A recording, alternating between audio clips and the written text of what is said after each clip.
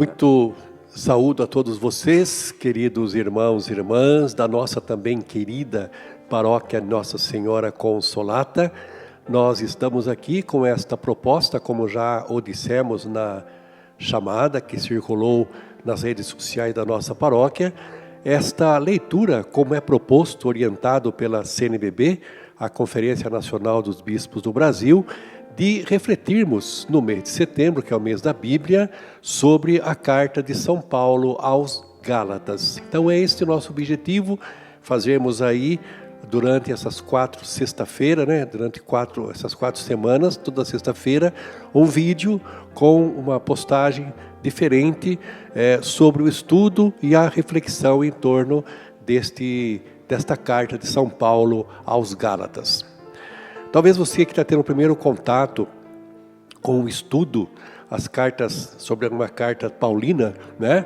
É evidente que naquele tempo os meios de comunicação não eram eficazes, não imediatos como hoje. São Paulo apóstolo tinha o seu método de fazer missões. Ele passava a primeira vez, fazia na vila, no lugarejo, né, o anúncio querigmático sobre Jesus Cristo, o seu evangelho. Depois, aqueles que iam aderindo ao cristianismo pediam para ser batizados, e São Paulo, como ele era um apóstolo sempre em missão, tinha muitas comunidades que ele fundou, ele ia alimentando as comunidades com cartas de exortação, cartas doutrinais, cartas dogmáticas, cartas pastorais, enfim. Por isso que nós temos aí as cartas de São Paulo. Então, primeiro momento, diria para vocês assim, né? É lógico, nós vamos fazer um estudo, uma leitura, mas também uma reflexão, uma hermenêutica atualizada, né? Para ver onde é que na nossa vida de cristãos hoje isso pode aí aplicar-se. Então, a carta de São Paulo, a epístola de São Paulo, como é mais classicamente chamado, né? Aos Gálatas, foi escrita tendo como público-alvo os judeus cristãos que estavam se afastando do Senhor ao confiarem novamente nas obras da lei de Moisés. São Paulo passou, fez a sua pregação querigmática, formou ali uma comunidade, mas em seguida pessoas ligadas a grupos tradicionais da Igreja de Jerusalém começaram então a desvirtuar o ensinamento de Paulo, né, dizendo da necessidade de seguir-se a tradição da lei de Moisés. Inclusive teria que ser aí circuncidado. Então isso vai gerar um desconforto na comunidade, mas principalmente no apóstolo, né?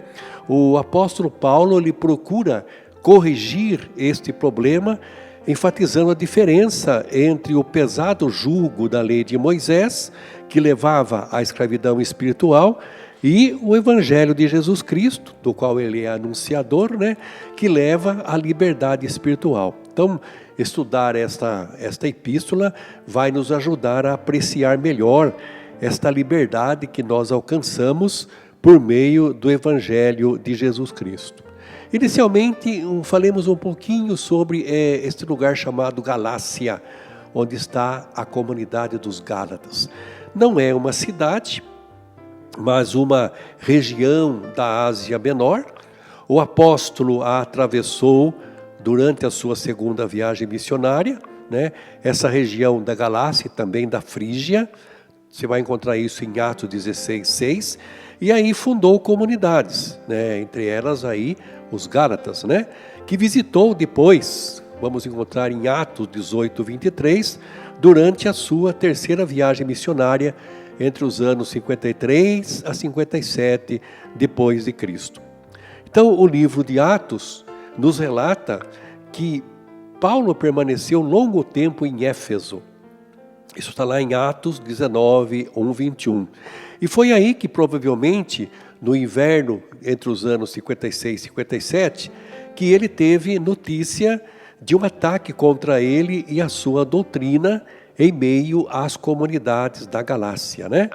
Feito por judeus cristãos, ligados a certos círculos em Jerusalém, né, tradicionais, que queriam impor aos pagãos convertidos a circuncisão e a observância da lei de Moisés.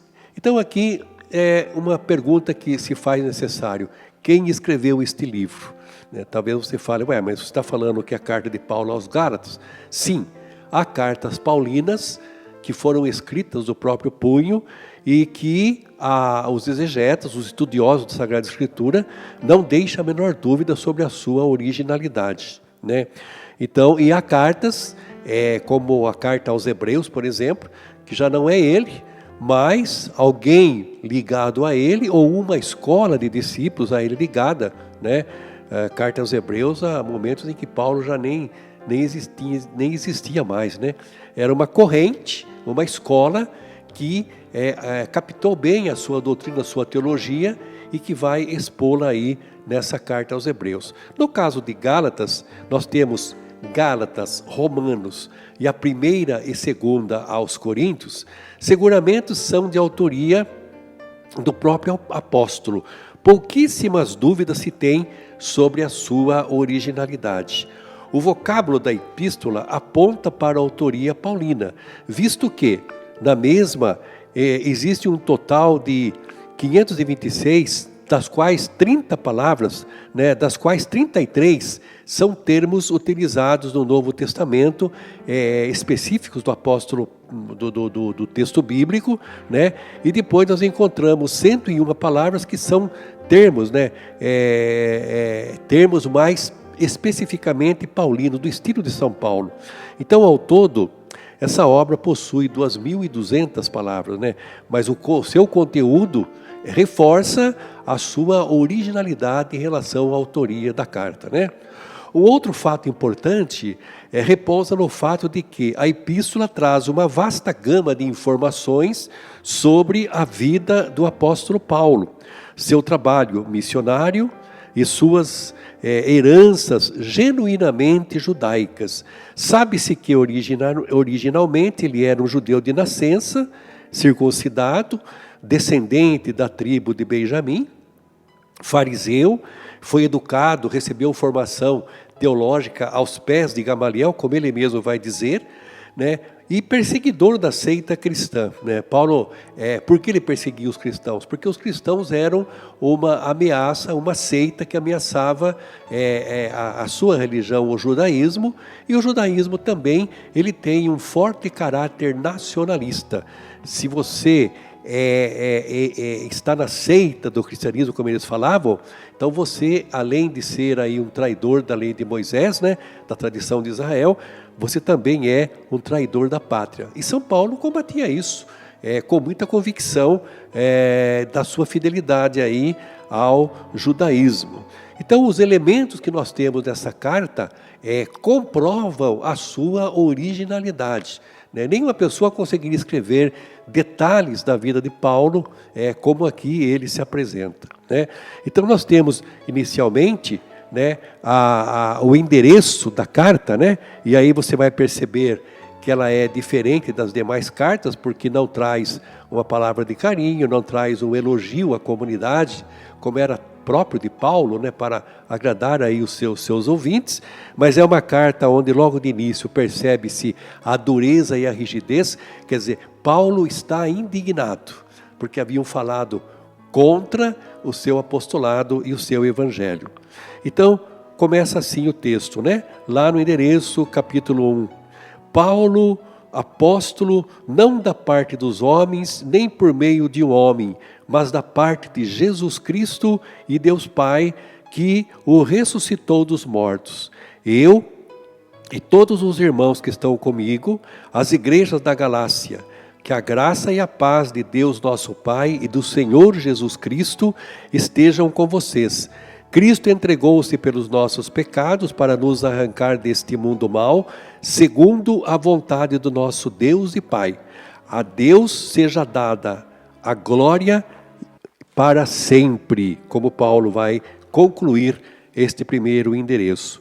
Meus irmãos, então aqui nós podemos fazer uma argumentação inicial, pelo menos deixar iniciado o nosso argumento inicial sobre o endereço, né? percebemos, como já dissemos, uma introdução seca e dura, diferente das demais cartas, que não trazia nenhuma palavra carinhosa ou um elogio à comunidade, como era próprio de Paulo, né? Revela o quê? Que o apóstolo está indignado. É a única carta de Paulo que não se inicia com uma ação de graças e nem termina com bênção. Então, logo na introdução, ele apresenta o assunto que será tratado. Que assunto que será tratado, né? Que assunto que ele vai desenvolver-se nesta carta, na sua argumentação doutrinal aos Gálatas? Se interessaram? Próxima sexta teremos aí a continuidade. Até lá, se Deus quiser.